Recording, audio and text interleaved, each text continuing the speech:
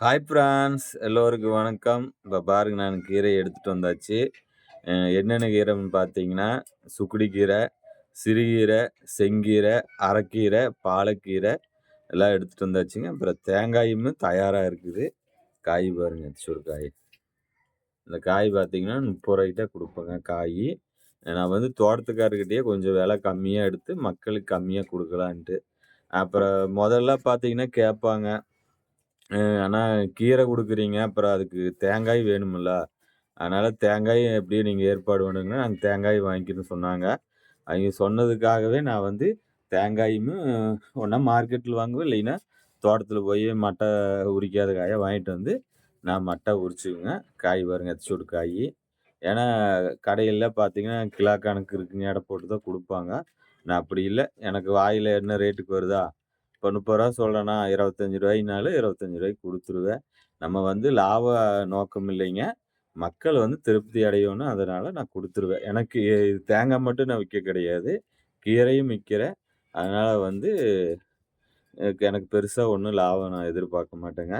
அப்புறம் கீரையெல்லாம் பார்த்தீங்கன்னா, இப்போ மழை இல்லைங்க. பருவமழை வந்து இப்போ பெய்யாதனால, அங்க வந்து கீரை வந்து முதல்ல நெறையா போட்டிருப்பாங்க. காடாக கீரை இருக்கு. அவைங்களும் வந்து மார்க்கெட்டுக்கும் போவாங்க. தோட்டத்துக்காரர் வந்து மார்க்கெட்டுக்கு கீரைய கொண்டு போய் சேல்ஸ் பண்ணுவாங்க.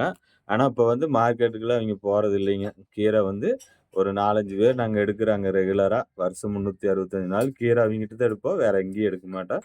ஆனா, கீரை வந்து நல்லா தரமா இருக்கு. சூப்பரா பண்ணுவாங்க. குப்பையெல்லாம் அதிகமா நெறையா போடுவாங்க. மருந்துங்கிறது பார்த்தீங்கன்னா, இந்த அதாவது கெமிக்கல் இது போடாத பயோ மருந்துன்ட்டு அந்த மருந்து தான் அந்த கீரைக்கு சேத்துவாங்க. அப்பவுமே ஒவ்வொரு சில வெட்டுக்கிளி, புழுக்களா திங்கிங்க. ஏன்னா, எப்பவுமே கீரையும் சரி, கத்திரிக்காயும் சரி, புழுக்கள் திங்கோணும். அப்படி திங்கலைன்னா வந்து அந்த கீரை வந்து நம்ம சாப்பிடறதுக்கு வந்து உகந்து இருக்காது. அதனால கீரை வந்து நல்லா தரமா, சூப்பரா ரெடி பண்ணுவாங்க. அப்புறம் இன்னொன்னு கீரை நம்ம எதுக்காக சாப்பிடுறோம்? அப்படிங்கிற மட்டும் நீங்க கூகுள்ல போய் சர்ச் பண்ணுங்க. கீரை சாப்பிட்டா என்ன பயன்? அ என்னன்னு நீங்க சொல்லுங்க. கீரை வந்து பெரும்பாலும் வந்து டாக்டர் வந்து அதிகமா சேர்த்து சொல்றாங்க. ஏன்னா கீரை வந்து நார்ச்சத்து அதிகமா இருக்கனால, கீரை வந்து அதிகமா எடுத்துக்கோணும். நம்ம வாரத்துல வந்து 3 நாளாவது கீரை சேர்த்தோணும். ஒண்ணா கூட்டாவும், இல்லைன்னா பொரியலாவும் சேர்த்தலாம். அப்புறம் சில பேரு பருப்புலயும் போடுவாங்க. எல்லாம் ஒவ்வொரு கீரை ஒவ்வொன்னு. ஆனா, ஒவ்வொரு கீரையில வந்து ஒவ்வொரு சத்து இருக்குங்க. அதனால அ நம்ம வந்து எல்லா கீரையுமே எடுத்துக்கோணும். ஒரு சில பேர் பார்த்தீங்கன்னா, ஒரு கீரையா தான் எடுப்பாங்க. சுக்குடி கீரைன்னா, சுக்குடி கீரையா தான் எடுப்பாங்க. பாலக்கீரைன்னா, பாலக்கீரையா தான் எடுப்பாங்க. சிறுகீரைன்னா, சிறுகீரையா தான் எடுப்பாங்க. ஆனா, அதிகமா விரும்புறது பார்த்தீங்கன்னா, சிறுகீரை தான் அதிகமா விரும்புறாங்க.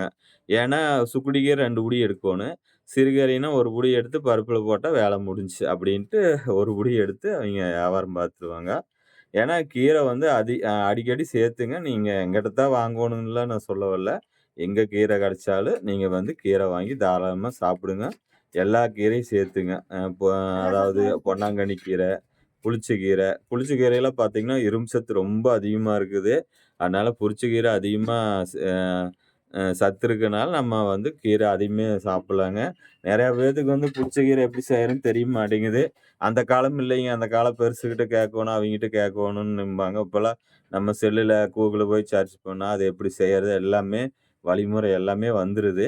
நம்ம இன்னுமே வந்து அந்த காலத்து மாரி நம்ம இருக்கக்கூடாது. இப்ப எப்படியோ அது மாரி நம்ம செயல்படணுங்க. அதனால நம்ம தெரியலனா கூட அந்த விஷயத்த தெரிஞ்சு நம்ம கீரைய செஞ்சு நம்ம சாப்பிடணுங்க. அப்புறம் கீரை வந்து எதுக்காக நம்ம சாப்பிடுறோம் அப்படிங்கிறது வந்து நீங்க வந்து கமெண்ட் பண்ணுங்க. ஏன்னா கீரை வந்து உடம்புக்கு நல்லது. நான் வந்து கீரை வந்து ஒரு ரேட்டு இப்போ வந்து பார்த்தீங்கன்னா, கீரை முதல் ரூ. 10க்கு குடுத்துட்டு இருந்தேன். இப்ப வந்து என்னன்னா, அதிக அளவு வரத்து கம்மியா போச்சு. அதாவது கீரை வர்றது வந்து கம்மியா இருக்கனால, நம்ம ரேட்டும் வந்து கொஞ்சம் கூட வரும். இப்ப அ அதிகமா நெறையா பக்கம் கீரை போட்டு, இப்ப எங்க பக்கம்லாம் எங்கேயுமே கீரை கிடையாது.